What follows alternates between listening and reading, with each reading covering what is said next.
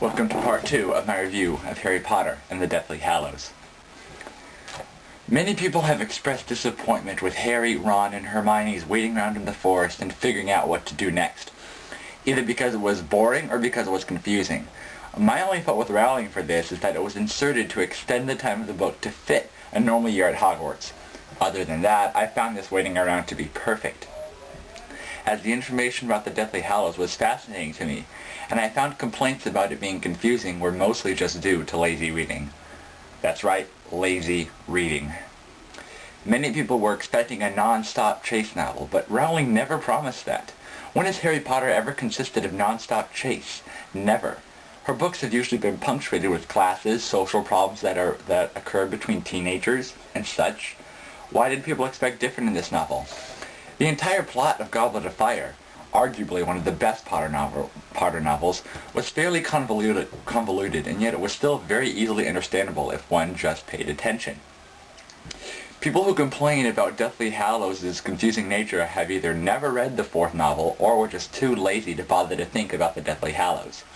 I enjoyed the gymnastics that this whole thing put my mind through. Finally, a Potter novel that put my mind to the test.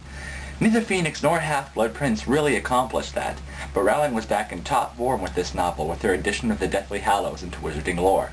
It was tantalizing to constantly be trying to figure out where the characters were headed next, deliciously exciting to be soaring at a breakneck pace through this mystery, not in terms of forward action, mind you, but in terms of dialogue. I don't get why some people didn't like this. And besides, these are 3 young wizards. Why should they suddenly be able to perform amazing feats of magic? Of course their only success was not yet to be dead. What else do you expect? One thing I will admit, though, is that when Ron left, the book dragged briefly, as it was just Harry and Hermione. And here's where another one of my criticisms of the book comes in.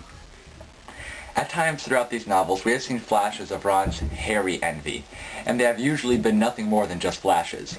For the most part, they seem to be inserted merely to add conflict, rather than just an actual plotline. Ron, in the end, always seems to accept the Harry and him situation and move on. The same thing happens in this novel. He leaves because of his Harry envy, and when he returns, him and Harry have a brief argument, and then it's all good. Rowling certainly has the character development talent to make Ron more three-dimensional in terms of this, but it's forgivable considering the length of the novel. Perhaps she just didn't have space, and besides, this is called Harry Potter and the Deathly Hallows, not Ron Weasley and the Deathly Hallows. When Harry, Ron, and Hermione finally discover what R.A.B. means, they journey to number 12 Grimmauld Place to discover that Regulus Black, Sirius's brother, and Kreacher are the ones who took the locket. One of the most heart-wrenching scenes in the book occurs when Kreacher recounts how he traveled with Regulus to the cave by the sea to steal the locket. Kreacher actually becomes likable, and I cried as Harry and Hermione had to listen to his awful tale. Unfortunately, after that, Kreacher has a complete change of heart. He treats Harry and Hermione like royalty, which I found to be a bit too easy. After just one gift to him, he does a 180. I kept on suspecting him to betray them, which he never did. Oh well, it's forgivable, I suppose. One unfortunate extending of time occurs when they discover that Mundungus Fletcher stole the locket and gave it to Dolores Umbridge. The resulting adventure in the Ministry of Magic is amusing and fun, but ultimately kind of pointless. Presumably this was another scene added so that Rowling could add a bunch of planning time to the novel to make it extend to the end of the year at Hogwarts. Again, forgivable, simply because it is always such a joy to read Rowling's delightfully fanciful prose and endless imagination. One of my favorite scenes in the book occurs when Lupin asks if he can join Harry, Ron, and Hermione on their quest, but Harry strongly berates him for wanting to abandon Tonks and the coming child. It is a powerful scene whose tension is so thick it could be sliced with a spell, and Harry's strong reaction is a testament to Rowling's great ability to weave character development. Eventually, Harry, Ron, and Hermione need to break into Gringotts to steal another Horcrux, and this was one of the most exciting scenes in the novel. It was taut with terrific tension. Then, shortly after, they are captured by Fenrir Greyback, the werewolf that bit Lupin, and are taken to Malfoy Manor. This was, for me, aside from the ending, the most difficult and heart-wrenching passage of the whole series. Hermione is being tortured upstairs while Ron screams her name at the top of his lungs, and the pain is palpable. Then, at the last minute, Dobby triumphantly apparates onto the scene in a moment where my heart, quite literally, soared, only to get killed by a knife to the chest once he disapparates the lot of them out of there. In an ensuing painful scene, Harry digs a grave by hand as a testament to how much he loves Dobby, and with each shovelful I could practically feel Harry's heart rending at the seams. Before I move on to the final few scenes, I must mention the addition of Albus Dumbledore's mysterious past, where Harry must come to grips with the fact that he never knew the real Dumbledore as he discovers many disturbing things about the deceased wizard's past. This was a brilliant choice by Rowling, I believe. I think she could have put more hints to it in the previous novels, because right now it seems to come out of nowhere. The same with the Deathly Hallows thing, though the wand and the cloak were hinted at previously. But it is a great conflict for Harry to have. He needs to question his relationship and loyalty to Dumbledore before moving on, and if Rowling had done anything else it would have been a disservice to herself and to her characters. Hats off to you, Rowling. Finally, the great climax at Hogwarts was at the same time the most wonderful and most painful part of the entire series. There were moments of great joy, supreme triumph, as well as dark despair and horrible tragedy. The most depressing moment of the novel occurs when Fred Weasley is killed and his brother screams in a rage over his motionless body. Another wonderful moment happens when Harry goes into the Room of Requirement to find another Horcrux, and is caught by Malfoy, Crabbe, and Goyle. Soon the entire room is bursting with magical flame, and Crabbe dies in the ensuing disaster as Harry flies all of them out of the room on his broom.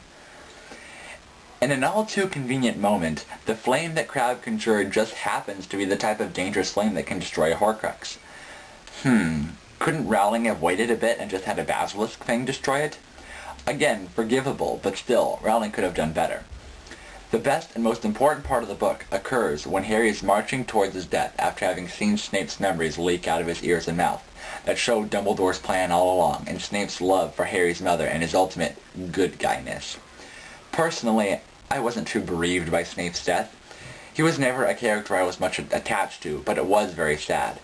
Although, I look highly forward to the film version where Alan Rickman would have a death scene.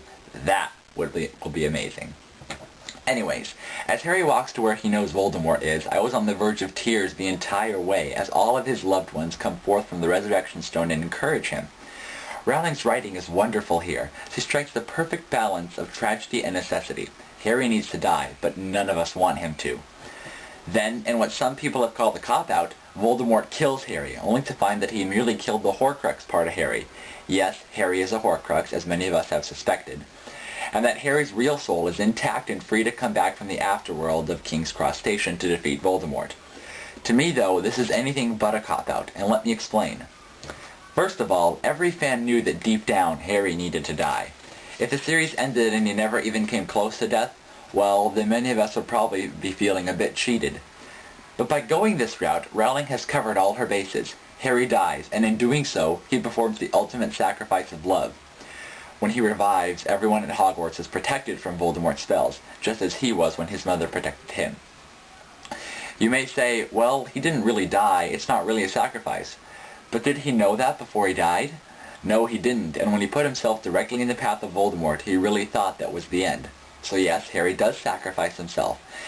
And what of the scene in King's Cross Station? Is it ludicrous? Too long? Just another tale of whimsy and fancy? Just some cool little thing? Dumb? Boring? Rowling trying too hard to be profound? None of these things. The title alone, King's Cross, people, should give us a clue. Harry meets up with Dumbledore. Those of us waiting for some kind of final Harry and Dumbledore scene are finally rewarded. And Dumbledore, in his usual enigmatic, almost riddle speak, explains to Harry what happened and why, and in a most crucial moment, Harry must choose to go back. Many people don't grasp that he could have chosen to stay in the afterlife, a much nicer place. The fact that he does choose to return to Hogwarts, a very difficult choice indeed, should tell us something. Finally, in a delightfully wonderful moment, Harry asks Dumbledore if what he's seeing is all in his head, or if it's real. Dumbledore laughs and says, "Well, of course it's all in your head, Harry, but why in the world should that mean that it is not real?"